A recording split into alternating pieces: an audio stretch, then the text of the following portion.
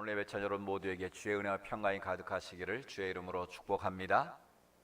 올 한 해 동안 우리는 강하고 담대하라, 강하고 담대하라는 이 주제를 가지고 한 해를 출발을 했습니다. 언 4월의 마지막 주일이 됐는데요, 이런 강하고 담대한 믿음으로 살아가고 계십니까? 여호수아에 주셨던 그 믿음을 우리도 본받아서 하나님의 약속의 땅을 차지하는 믿음의 주인공들이 다 될 수 있기를 주의 이름으로 축복합니다. 오늘 설교의 제목은 위기를 기회로 만들라입니다. 우리 인생을 살다 보면 원치 않는 역경에 부딪힐 때가 있습니다. 환난을 만날 때도 있고요, 많은 어려움을 경험할 때가 있습니다. 그때 우리는 좌절하기도 하고 낙심하기도 하고, 때론 내 손의 힘과 능력으로 그 문제를 해결해 보려고 발버둥을 치기도 합니다. 그런데 중요한 것은 그 위기를 어떻게 우리가 대하고 어떻게 극복하느냐에 따라서 성공적인 인생이 될 수도 있고 실패하는 인생이 될 수도 있다라는 겁니다. 여러분, 이 아이보리라는 비누 아시죠? 그 비누는 실수로 만들어진 비누였다고 합니다. 그 온도를 제어하는 그 직원이 깜빡 그 작동을 함으로 말미암아 못 쓰게 된 비누가 됐대. 그래서 그걸 폐기하려고 던졌는데 물에 이 신기하게 뜨더라는 거예요. 이 물에 뜨는 비누도 다 있네. 그래가지고 그것을 개발을 해서 만들어낸 비누가 바로 물에 뜨는 비누 아이보리가 됐다는 거예요. 실패작이었지만, 실수로 나온 물건이지만 그것을 잘 연구하고 또 창조적인 아이디어가 더해지면 새로운 신제품이 될 수 있다는 걸 보여줍니다. 우리가 일상생활에 사무용품으로 가장 많이 쓰는 것 중에 하나가 바로 이 포스트잇이라는 거예요. 이 세계적인 3M이라는 회사에서 만든 포스트잇이 있는데 그것 역시도 실패작이었답니다. 원래 풀은 붙이는 데 쓰는 거 아닙니까? 그러니까 딱 붙이면 안 떨어져야 되는 게 좋은 풀이지. 그런데 실수로 배합을 잘못하는 바람에 붙여도 떨어지더라는 거예요. 그런데 그때 아이디어를 얻은 거예요. 붙였다 뗐다 하는 이런 물건이 있으면 참 좋겠다. 그래서 붙으면 이게 실수로 이거 떼야 될 필요가 있을 경우가 있는데 그때 흔적 없이 뗄 수 있는 방법이 없을까? 거기서 영감을 얻어서 만든 게 바로 오늘 우리가 사용품으로 가장 많이 쓰는 것 중 하나인 포스트잇이라는 거예요. 붙였다 뗐다 할 수 있잖아요. 붙였다 떼도 흔적도 남지 않는 그 3M 포스트잇이 그렇게 나왔다는 거예요. 그러니까 우리가 보기에는 실패한 것 같아도 그것을 어떻게 우리가 받아들이고 어떻게 창조적인 아이디어를 더 씌우느냐에 따라서 실패하게 될 수도 있고 새로운 아이디어로 새로운 성공작이 될 수도 있다는 거예요. 오늘 성경에 나오는 이야기도 바로 그런 내용입니다.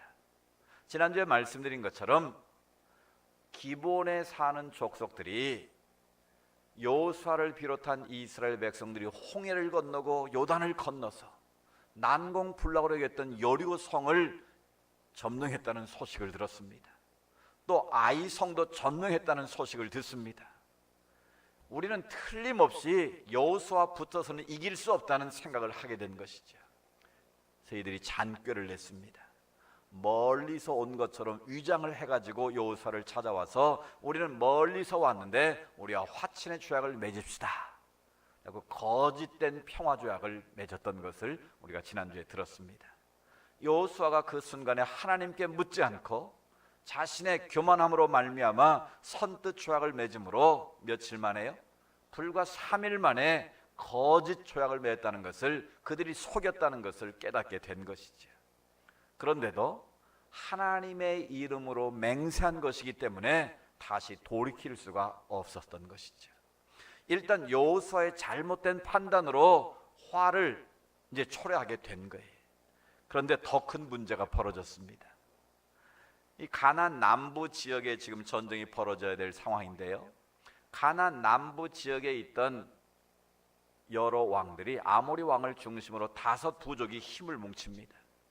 아니, 기브온이 우리를 배신하고 자기들만 살겠다고 이스라엘과 화친의 조약을 맺었다는 거예요. 그래서 배신감을 느낀 그들이 연합군을 형성해서 기브온을 치러 공격하게 된 거예요. 그러니까 기브온은 5 나라가 힘을 합쳐 쳐들어오니까 방어할 능력이 있습니까? 없습니까? 능력이 없는 거예요. 그래서 다급하게 여호수아에게 전령을 보내서 속히 더디하지 말고 와서 우리를 좀 도와주십시오. 아모리 왕을 죽이는 5나라의 왕들이 우리를 치러 지금 올라오고 있습니다. 우리를 와서 좀 도와주세요. 하나님의 이름으로 화친의 조약을 맺은 기본 족속들이 지금 위기 상황에 직면한 것이죠. 그렇다면 여호수아 입장에서 가서 싸워야 됩니까? 안 싸워야 됩니까? 이미 하나님의 이름으로 맹세를 했고 하나님의 이름으로 조약을 맺었기 때문에 비록 그들이 거짓된 방법으로 조약을 맺었어도 그것은 여전히 유효하다라는 거예요.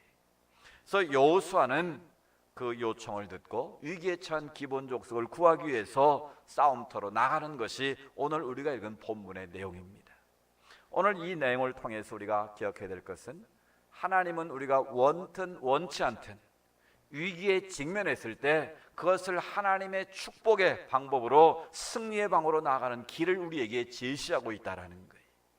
그래서 오늘 우리는 본문 말씀을 통해서 어떻게 하면 우리의 일상의 삶 속에서 우리 삶의 위기를 기회로 만들 것인가, 우리의 삶의 여러 가지 역경과 환난들을 하나님이 기뻐하시는 축복의 땅으로, 축복의 그런 능력으로 바꿀 것인가, 그 비결을 함께 배울 수 있기를 원합니다.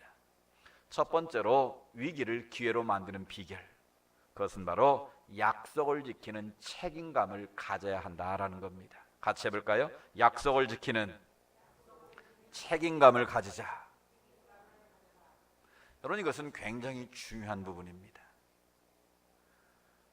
여호수아가 비록 속아 넘어가서 화친 조약을 맺었지만 하나님 앞에 맹세를 했고 하나님의 이름으로 조약을 맺은 거기 때문에 속은 줄 알았지만 그 전쟁에 참여하는 모습을 보게 됩니다. 왜 그랬을까요? 약속을 지키기 위해서 그런 거예요. 약속했으면 그 약속을 지키는 것이 하나님의 뜻이고 그 약속을 통해서 하나님 앞에 책임을 다하는 것이 자기의 사명임을 깨달았다라는 거예요.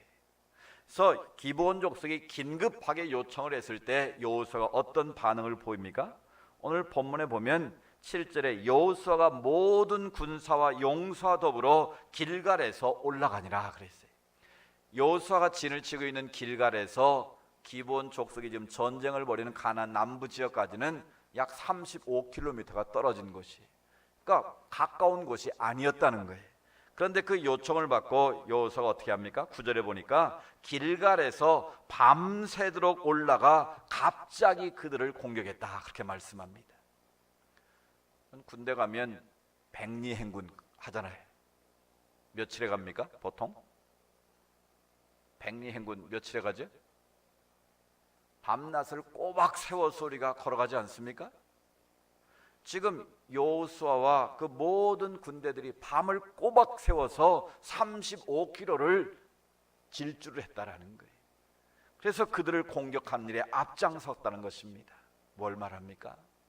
비록 속아서 맺은 조약이지만 기본과 약속을 지키기 위해서 최선을 다하는 여호수아와 이스라엘 백성의 모습을 볼 수 있는 것입니다. 우리가 약속을 지킨다는 것은 무슨 의미일까요? 책임진다는 뜻이에요. 그래서 에릭 프롬이라는 그 심리학자는 이 사랑의 5가지 기술에서 사랑이 무언가? 사랑은 관심이고 주는 것이고 또 사랑은 또 희생하는 것이고 그 중에 한 가지가 바로 사랑은 책임지는 거다, 그렇게 말했어요. 사랑은 책임지는 거라는 거예요. 여러분, 책임지는 게 뭐예요? 내가 있어야 할 자리를 잘 지키는 게 책임지는 거예요. 제가 부부 예배 학교를 할 때 꼭 그 얘기를 합니다. 부부가 서로 간에 대의를 지키고 행복한 가정을 이루는 비결이 뭔가? 바로 책임지는 거다. 책임지는 게 사랑하는 거다. 그러니까 남편이 있어야 할 자리에 남편이 항상 있는 게 책임지는 것이고 아내가 있어야 할 자리에 있어주는 게 책임지는 거다. 그게 바로 서로 사랑하는 것이다. 그런데 그 있어야 할 자리를 이탈해서 벗어나면 그것이 바로 사랑이 변하는 것이고 왜곡되는 것이고 가정의 불행을 심는 것이다 라고 제가 분명히 가르칩니다. 여러분, 책임진다는 것은 위치를 지키는 것이고 위치를 지킨다는 것은 사랑한다는 것을 말하는 거예요. 우리가 하나님을 사랑합니다라고 말하는 것은 입술의 고백만이 아니라 내가 하나님의 백성으로 성도로서 내가 지켜야 할 위치를 잘 지키는 게 하나님을 사랑하는 거예요. 그러니까 목사는 목사 위치를 지키고, 장로는 장로의 위치를 지키고, 성도는 성도로서의 위치를 잘 지키는 게 하나님을 사랑하는 거다라는 거예요. 그게 바로 책임지는 일이다라는 것입니다. 이런 사람과 사람과의 관계도 마찬가지입니다. 약속을 잘 지키는 것은 상대방에 대한 배려입니다. 상대방을 존경하는 표현이 바로 약속을 잘 지키는 거예요. 또 약속을 지킨다는 것은 상대방을 어떻게 하는 거예요? 책임지겠다는 의미가 담겨져 있는 거예요. 여러분, 약속을 잘 지키십니까? 지금 목사로서 부끄러운 고백인데, 목사가 제일 선의의 거짓말을 한 두 가지가 있는데요. 성도님, 목사님 제가 이렇습니다. 기도 부탁하면 제가 기도하겠습니다. 목사 입에서 제일 먼저 그 말이 나오잖아요. 그럼 기도를 얼마나 많이 할까요? 여러분 볼 때는 불철주야 기도할 것 같지만 잊어버릴 때가 있어요. 여러분, 정말 중요한 기도 제목은 써서 주시는 게 좋아요. 그러면 새벽마다 그걸 펴놓고 잊지 않고 기도할 수 있는데, 기도를 한참 하다 보면 성령님께서 기억나게 할 때도 있지만 기억나지 않을 때도 있다라는 거예요. 그래서 늘 기도하겠습니다. 그때가 목사가 잘못 선의의 거짓말을 할 때가 있고요. 또 한 가지 거짓말이 뭐냐면, 나중에 차 한잔 합시다, 나중에 식사 한번 합시다, 그냥 의례적으로 그런 말을 던질 때가 종종 있어요. 여러분 안 그런 것처럼 앉아 계신데, 여러분도 틀림없이 그럴 때 있으실 거예요. 내가 나중에 전화할게, 나중에 같이 식사 한번 하자. 그리고 합니까 안 합니까? 전화도 안 하고 밥도 안 삽니다. 근데 실은 이런 것들이 우리 자신도 모르게 삶 속에서 그런 거짓말을 하는 경우들일 수 있다라는 거예요. 근데 여러분, 그것이 습관화가 되면 더 큰 약속도 우리가 어길 수 있다라는 거예요. 내가 약속을 어겼으면 반드시 죄송하다는 고백을 해야 되고, 그 약속을 지킬 수 있도록 노력하는 것이 실은 하나님을 기쁘시게 하는 것이고, 인간관계의 신의를 지키는 중요한 방법이다라는 거예요. 오늘 우리의 삶 가운데 위기를 기회로 바꿀 수 있는 그 첫 출발은 바로 약속했으면 그 약속을 지키고 그 일에 대해서 끝까지 책임지는 자세가 필요하다라는 거예요. 오늘 여호수아가 비록 거짓된 평화조약을 맺었지만 약속한 것이 왜 끝까지 그 기본 족속을 책임지는 자세. 그랬더니 결과적으로 무슨 일이 벌어집니까? 어차피 여호수아가 가나안 남부 지역을 점령해야 되는데, 이 원래 국가 간의 전쟁을 할 때는 명분이 중요한 거예요. 그래서 유교 사변이 남침이냐 북침이냐 항상 싸우지 않습니까? 당연히 우리가 침공을 받은 건데, 지금 가나안 땅의 정복 사건도 마찬가지예요. 하나님이 그 땅을 정복하러 명하셨는데, 무조건 정복하기보다는 지금 가나안 남부 지역의 연합군이 미리 싸움을 걸었기 때문에 얼마든지 전쟁에 명분 있는 싸움이 되었고, 또 결과적으로 하나님께서 가나안 중부 여리고 성을 중심으로 정복하게 하셨고, 그 다음 남부를 정복하게 하실 차례인데, 이런 명분 있는 싸움을 하게 하시는 기회를 주셨다라는 거예요. 결국 약속을 지키고 책임을 지면 하나님이 그것을 바꾸어서 선으로 만들어 가신다라는 거예요. 제가 아는 친구 목사님의 그 설교를 들어보니까 이런 내용이 있었어요. 그 자기 교회 그 구역 식구 가운데 권사님이 한 분 계셨고 사업을 하는 집사님이 계셨대요. 이제 한 구역에서 열심히 신앙생활을 잘 했는데, 사업을 하는 집사님이 권사님에게 우리가 좀 사업에 이렇게 돈이 좀 필요한데 좀 빌려주면 제가 갚겠습니다. 그래가지고 보증을 서고 돈을 빌려줬다는 거예요. 그런데 안타깝게도 그 사업이 갑자기 부도가 난 거예요. 그런데 이걸 갚아야 돼요, 안 갚아야 돼요? 이 자기가 보증을 서고 부도가 났으니까 자기가 할 수 없이 갚아야 될 상황이 됐는데, 그래 내가 약속하고 돈을 빌려준 것은 책임지겠다는 뜻이니까 내가 그걸 갚아줘야지. 그래서 자기 전 재산을 정리해가지고 그 집사람의 빚을 다 갚아줬대. 근데 돈이 좀 남아가지고 그 돈을 가지고 그 강남의 그 청담동 쪽에 그 당시에 모래밭이었는데, 그 모래밭을 그 남은 돈으로 사뒀대. 그 당시는 뭐 버려진 땅이니까 뭐 그게 돈이 되겠나 싶어 할 수 없이 돈이 얼마 안 남아서 그걸 사뒀는데, 강남이 개발되면서 그 지역이 무슨 땅? 금싸라기 땅으로 바뀌었다는 거예요. 할렐루야. 그래가지고 자기가 빚을 갚아준 것보다 훨씬 더 많은 하나님께서 부요함을 주셨다는 거예요. 언제 그런 일이 일어납니까? 약속을 지킬 때. 그 사람에 대해서 내가 사랑하는 마음으로 책임을 질 때 하나님께서 그런 위기를, 그런 어려움을 하나님의 축복의 기회로 만들어 주신다는 거예요. 여러분, 하나님 앞에도 약속한 것이 있으면 그 약속을 잘 지키시기 바랍니다. 여러분, 예배 드리는 것도 약속이에요. 주일날 하나님 앞에 예배 드리기로 약속했으면 그 시간에 여러분 정한 시간을 가급적이면 잘 지키세요. 우리 애기 데리고 예배 드리러 오는 게 결코 쉽지 않은 걸 제가 알아요. 그렇지만 여러분, 하나님 앞에 예배 드리는 자리니까 할 수만 있으면 좀 미리 서둘러서, 일주일에 한 번이잖아요. 그러니까 미리 좀 준비해서 하나님 앞에 나오는 그 마음의 중심을 하나님이 기뻐하시는 거예요. 그러면 그것도 하나님과의 약속이니까 그 약속을 지켜야 하나님이 여러분에게 더 기뻐하시고 더 큰 복을 주시지 않겠습니까? 하나님과의 약속도 마찬가지, 인간과의 관계 약속도 여러분이 잘 지키십시오. 그러면 신의를 얻게 되고, 그 신의를 얻게 되면 여러분이 어려움 당할 때 도움을 받게 되고 또 남도 도와주게 되고, 그래서 결국 윈윈하게 되는 복을 얻을 수 있다라는 거예요. 이런 약속을 지켜 책임을 다하는 여러분의 삶 되기를 축복합니다. 두 번째로 위기를 기회로 만드는 비결은 무엇일까요? 바로 믿음으로 기도하고 담대하게 행동하라는 거예요. 같이 해볼까요? 믿음으로 기도하고 담대하게 행동하자. 오늘 여호수아 10장 8절을 보십시오. 여호수아가 기브온 족속이 도와달라는 요청을 듣고 나서 여호와께서 여호수아에게 이르시되 그들을 두려워하지 말라. 내가 그들을 내 손에 넘겨주었으니 그들 중에서 한 사람도 너를 당할 자 없으리라 하신지라. 이 말은 먼저 여호수아가 하나님 앞에 뭐 했다는 뜻이에요? 기도했다는 뜻이에요. 아이성 전투에서 하나님 앞에 묻지 않고 기도했다가 실패한 경험이 있고, 하나님 앞에 묻지 않고 화친의 조약을 맺었다가 기브온에게 속은 전력이 있는 여호수아예요. 그래서 이번에는 먼저 하나님 앞에 철저하게 아뢰했다는 거예요. 하나님이 뭐라고 말씀하신가를 듣는 것을 우선시했다라는 거예요. 그래서 하나님, 지금 우리가 화친 조약을 맺은 기브온 족속이 아모리 족속에 대한 연합군의 공격을 받고 있는데 하나님, 우리가 어떻게 하면 좋습니까? 기도했다는 거예요. 하나님 앞에 엎드렸다는 거예요. 그랬더니 하나님께서 두려워하지 말라. 내가 그들을 다 내 손에 붙였다. 그들 중에 한 사람도 너를 당할 자 없을 것이다. 여호수아는 하나님의 음성을 듣고 하나님의 말씀을 쫓아서 도전했다라는 것입니다. 여러분, 우리가 하나님의 약속을 지킬 때, 책임을 다할 때도 마찬가지. 내 생각대로 내 마음대로 하면 안 된다는 거예요.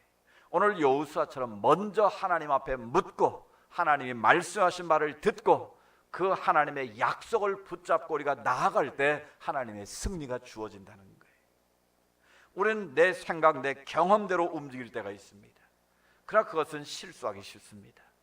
오늘 여호수아는 두 번의 실수를 거울 삼아서 하나님 앞에 물었을 때에 하나님께서 약속하셨다는 거예요. 두려워할 필요가 없다. 내가 너와 함께함으로 말미암아 그들을 다 진멸하도록 도와주겠다는 하나님의 약속을 받게 되었다라는 거예요. 여호수아는 하나님 앞에 엎드렸습니다. 그리고 하나님의 음성을 듣고 하나님의 말씀 앞에 순종했다라는 거예요. 우리는 종종 하나님 앞에 기도하고 움직이지 않을 때가 많습니다. 하나님은 응답해 주세요 열심히 기도는 하는데 내가 해야 할 바를 하지 않을 때가 있다라는 거예요. 그럼 분명히 예수님께서 말씀하십니다. 찾으라 그러면 찾을 것이요, 문을 두드리라 그러면 너에게 구하라 그러면 너에게 주실 것이요, 찾으라 그러면 너희가 찾을 것이요, 문을 두드리라 그러면 너에게 열릴 것이니. 아멘. 우리가 열심히 구한다고 그게 다 그대로 응답되는 게 아니라, 구했으면 어떻게 됩니까? 열심히 내가 찾아야 된다는 거예요. 문이 닫혀 있으면 두드려서 열게 만들어야 된다는 거예요. 그 말은 우리가 하나님 앞에 열심히 믿음으로 기도해야 되지만, 믿음으로 기도했으면 그렇게 될 줄로 믿고 행동하라는 거예요. 그렇게 믿고 도전하라는 거예요. 그런 학생이 내일 시험을 치는데 하나님 성령의 지혜와 능력 주셔서 내일 시험 잘 보게 될 줄로 믿습니다, 도와주시옵소서, 밤새도록 교회 와서 철야 기도를 하면 내일 시험 잘 볼까요? 못 볼까요? 틀림없이 못 볼 거예요. 왜? 기도했으면 그 기도한 만큼 내가 더 열심히 노력하고 준비를 해야 성령님께서 지혜를 주셔서 더 잘할 수 있는 것이지, 내 노력은 하지 않고 그냥 하나님이 도와주셔서 잘 되기를 바라는 것은, 그건 세상 사람들이 기도하는 방법, 그건 우상 숭배자들의 기도라는 거예요.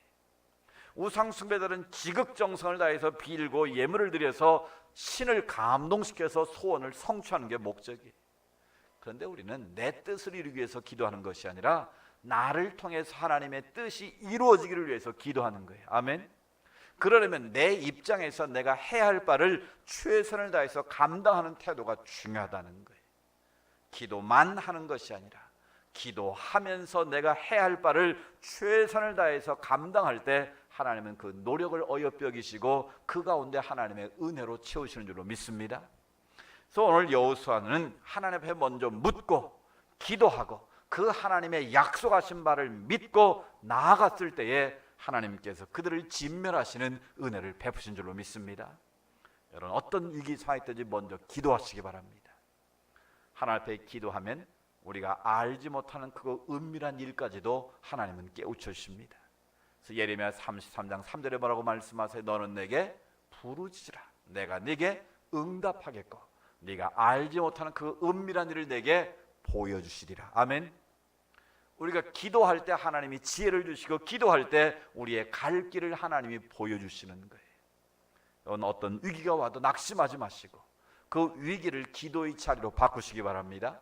하나님 앞에 엎드려 기도하면 하나님이 말씀하시고 그 약속의 말씀을 따라서 우리가 믿음으로 순종할 때 하나님이 위기를 기회로 바꾸시고 축복의 자리로 바꾸실 줄로 믿습니다. 마지막으로 내 능력을 뛰어넘는 하나님의 기적을 기대하라는 거예요. 같이 해볼까요? 내 능력을 뛰어넘는 기적을 기대하라. 여러분, 기적을 믿으십니까? 여러분, 기적 안 믿으세요? 성경은 한마디로 하면 무슨 책? 기적의 책이에요. 성경은 하나님이 기적으로 가득 차 있는 책입니다. 그럼 내 삶의 기적을 안 믿는다면 실은 성경을 안 믿는 거나 마찬가지. 근데 오늘 보십시오. 이 여호수아는 엄청난 믿음과 엄청난 배짱의 기도를 했다라는 거예요. 10장 10절에 보면 태양아 너는 기본 위에 머무르라, 달아 너도 아알론 골짜기에 그리할지어다. 아멘. 그런 여호수아가 얼마나 믿음이 좋고 배짱이 좋고 이런 기도를 했을까요? 지금 한창 아모리 족속을 비롯한 연합군을 치러 가는데 이거 해가 떨어지면 싸움만 하기가 어렵잖아요. 그러니까 하나님, 태양을 멈춰 주십시오, 달을 멈춰 주십시오, 저들을 약속대로 진멸할 때까지 태양과 달을 머물러 있게 해주십시오. 이 하나님의 천지의 창조의 질서를 멈추게 하는 그런 엄청난 기도를 드렸다는 거예요. 그런데 중요한 것은 하나님께서 여호수아의 그 기도를 응답하셨다는 거예요. 할렐루야. 우리가 볼 때는 말도 안 되는 기도 같았지만 하나님은 그 여호수아의 믿음의 배짱을 보시고 하나님께서 그 기도에 신실하게 응답하셨다라는 거예요. 여러분, 이 기적을 믿으십니까? 많은 사람들은 이 기적을 신화라고 생각하는 사람들이 있어요. 문학적인 하나의 수사적인 과장법이라고 생각하는 사람들이 있어요. 또 이것을 문법적으로 원래 머물러라는 말은 히브리어로 이 마담이라는 말인데, 마담이라는 말은 머무르다, 뭐 이렇게 유지되다. 그러니까 정말 뭐 해가 뭐 이렇게 뭐 계속 떠 있던 게 아니고 그 햇빛이 계속 하나님께서 그 햇빛을 이렇게 변형시켜 가지고 빛을 비추고 이제 반사한 것이지 어떻게 태양이 멈출 수 있겠냐? 그걸 하나의 그냥 문법적인 해석으로 단어를 가지고 해석하는 방법이 있는데, 분명한 사실은 역사적 사실로 하나님께서 이 기적을 행하셨다는 거예요. 이것을 과학적으로 증명한 사람이 있습니다. 미국 메릴랜드주에 그 한 회사가 있는데 이 천체에 떠 있는 이 많은 인공위성들이 충돌하지 않고 정확한 거리를 유지하고 그것을 발사하는 그런 회사가 있었는데, 그 회사에 해럴드 힐이라는 사람이 있었어요. 이 사람이 10만 년 전부터 지구의 역사를, 그 시간을 연구해서 그 우주 천체 만물이 어떻게 움직이고 있고 어떻게 운행하는가를 실질적으로 이 슈퍼컴퓨터를 통해서 조사를 했어요. 근데 신기하게도 하루가 모자라는 거예요. 10만 년 동안의 그 시간을 쭉 데이터를 통해서 분석을 했는데 1년의 시간이 없어져 버린 거예요. 도대체 이 1년의 시간이 어디로 사라졌을까? 근데 우연히 성경의 이 부분을 알게 된 거예요. 여호수아 10장 12절에 보니까 태양아 머물러라, 달아 머물러라, 이 명령 기도를 했는데 그 순간에 태양이 머무르는 그 시간, 그래서 그 시간이 언젠가를 찾아오니까 BC 1400년경의 일이거든요 지금. 그러니까 BC 1400년경을 추적해서 다 시간을 계산해 보니까 정확하게 23시간 20분이 멈춰서 있었다라는 거예요. 23시간 20분의 시간이 그때 멈춰 있었다는 거예요. 그럼 나머지 몇 분이 모자라요? 40분의 시간이 모자라잖아요. 하루가 지금 없어졌는데. 그래서 또 다른 성경책에 보니까 열왕기 하 20장에 보면 뭐가 나옵니까? 히스기야가 병들어 죽게 됐을 때 3일밖에 너 못 산다, 이사야 선지자가 말하니까 히스기야가 성전에 올라가서 눈물로 하나님 나를 어여쁘게 해달라고, 내가 행한 선한 일을 보시 하나님 나를 살려달라고 기도를 했더니 하나님께서 어떤 역사를 베푸셨습니까? 해의 이령표를 10도 뒤로 물러가게 하셨다고 그래요. 10도 뒤로 물러가게 하셨는데, 그래서 히스기야가 15년을 더 살지 않습니까? 그래서 정확하게 10도 뒤로 물러간 그 시간을 따져보니까 그게 40분이더라는 거예요. 할렐루야. 그래서 잃어버린 24시간이 정확하게 1년을 찾아냈다는 거예요. 23년, 아까 20분이라고 그랬죠? 그러니까 잃어버린 1년을 정확하게 찾아낸, 그러니까 10도가 40분이더라는 거예요. 여러분 집에 가서 계산해 보세요. 하루는 1440시간이잖아요. 그걸 정확하게 곱하면 정확하게 맞아 떨어집니다. 여러분 이것이 그냥 해가 멈췄다네, 그게 뭐 그럴 일이 있겠어? 그렇지만 실제적으로 과학적인 방법으로, 데이터로 잃어버린 그 시간을 찾아낼 수가 있었다라는 거예요. 그래서 헤로드 힐이라는 분이 원래는 예수를 안 믿는 분이었는데 그걸 보고 하나님은 역시 위대하시다, 하나님은 살아계시다라는 것을 믿게 되었다라는 거예요. 사랑하는 여러분, 내가 기적을 믿지 않는다고 기적이 일어나지 않는 것은 아닙니다. 지금 이 순간에도 우리가 하나님 앞에 기도하면 하나님께서 우리에게 기적을 베푸신다라는 거예요. 그래서 우리가 기도하는 방법 가운데 오늘 여호수아가 드렸던 이 명령 기도를 우리가 할 필요성이 있어요. 이런 기도할 때는 침묵의 기도도 있고, 우리가 소리를 내서 하는 기도도 있고, 뭐 방언 기도 있고, 뭐 큰 소리로 하는 통성의 여러 기도의 방법이 있는데, 이 명령 기도라는 게 있습니다. 여러분 명령 기도를 해보셨는지 안 해보셨는지 모르겠지만, 이 명령 기도라는 건 뭐냐면 예수 그리스도의 이름의 권세를 가지고 명령하는 기도를 드리는 거예요. 어떤 분들은 신학적으로 그 명령 기도는 맞지 않다 그렇게 주장하는 분도 있는데, 저는 분명히 믿습니다. 예수 그리스도의 이름의 권세를 가지고 우리가 명령을 할 때 그때 하나님의 역사가 나타날 수 있다라는 거예요. 왜 그런가 하면 예수님께서는 늘 명령 기도를 하셨어요. 풍랑에는 바다를 향해서 하나님, 풍랑에는 바다를 잠잠케 해주세요, 이렇게 기도하지 않으셨어요. 어떻게 하셨습니까? 바다야 잠잠하라, 그러면 잠잠게 됐습니다. 죽은 지 나흘 된 나사로를 향해서 나사로야 걸어 나와라, 그러면 나온 거예요. 아멘. 병든 여를 향해서 따라 내 믿음대로 될지어다 하면 그 믿음대로 하나님이 역사하신 거예요. 그 주님께서 우리에게 뭘 주셨습니까? 하늘과 땅의 권세를 주셨다고 그랬어요. 이미 창세기 1장 28절에 보면 하나님께서 우주 만물을 창조, 인간에게 5가지 선물을 주셨는데 뭘 주셨어요? 정복하고 다스리는 권세를 주셨어요. 그래서 우리 인간은 이 우주 만물을 다스리고 정복할 수 있는 권세를 가진 사람들이. 또 마태복음 16장에 보면 예수님께서 베드로의 신앙 고백을 들으시고 네가 땅에서 매면 하늘에서 매고 땅에서 풀면 하늘에서 풀릴 거다 말씀하셨어요. 아멘. 그래서 우리는 예수 그리스도의 이름의 능력과 권세가 이미 주어졌다는 거예요. 예수님께서 12제자를 파송하고 70인 전대를 파송하면서 귀신을 제어하고 병 고치는 능력과 은사를 주셨다고 그랬어요. 그러니까 예수를 그리스도로 고백하는 저와 여러분에게 이미 그런 능력과 권세를 주신 줄로 믿으시기 바랍니다. 그러니까 우리 안에 그런 능력이 있는데 그 능력을 쓰지 않으니까 나타나지 않고 있다는 거예요. 그래서 우리도 그 예수 이름의 권세를 가지고 명령 기도를 드리면 그 역사가 나타난다는 거예요. 그래서 이 명령 기도를 할 때는 이 4가지가 중요하다고 지금 앞에 나와 있죠. 그러니까 첫째로 우리가 기억해야 될 것은 하나님이 우리에게 명령하는 권세를 어떻게 하셨다? 이미 주셨다는 거예요. 아멘. 저와 여러분에게, 목사에게만 준 것이 아니라 여러분 모두에게도, 예수를 그리스도로 믿는 여러분에게도 이런 하늘과 땅의 권세를 주셨다는 거예요. 두 번째는 그것을 믿어야 된다는 거예요. 그 믿음을 가지고 여러분이 명령해야 된다는 거예요. 그 믿음이 없이는 이런 기도를 할 수가 없는 거예요. 그러나 하나님이 내게 권세를 주겠다는 그 믿음을 가지고 명령한다. 그리고 명령을 할 때 어떻게 하라고요? 구체적으로 하라는 거예요. 내가 지금 세상에 어떤 유혹을 받고 있다. 그럴 때 항상 예수 이름이 들어가야 돼. 예수 그리스도의 이름으로 명하노니 나를 지금 재물과 유혹하는 모든 어둠의 권세는 떠날지어다. 이렇게 또 내 몸을 괴롭히는 모든 이 악한 질병들은 예수를 명하노니 떠날지어다. 이렇게 구체적으로 우리 명령하시기 바랍니다. 그건 사람에게 하듯이 그냥 구체적으로 여러분의 마음을 담아서 예수 이름의 권세가 내 입술을 통해 나타나기를 위해서 기도하는 거예요.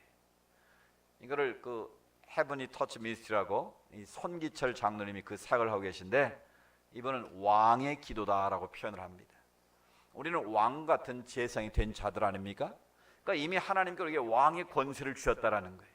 그러니까 왕의 권세와 능력을 가지고 왕이 되신 예수 이름으로 명령할 때 하나님의 역사가 나타난다는 거예요.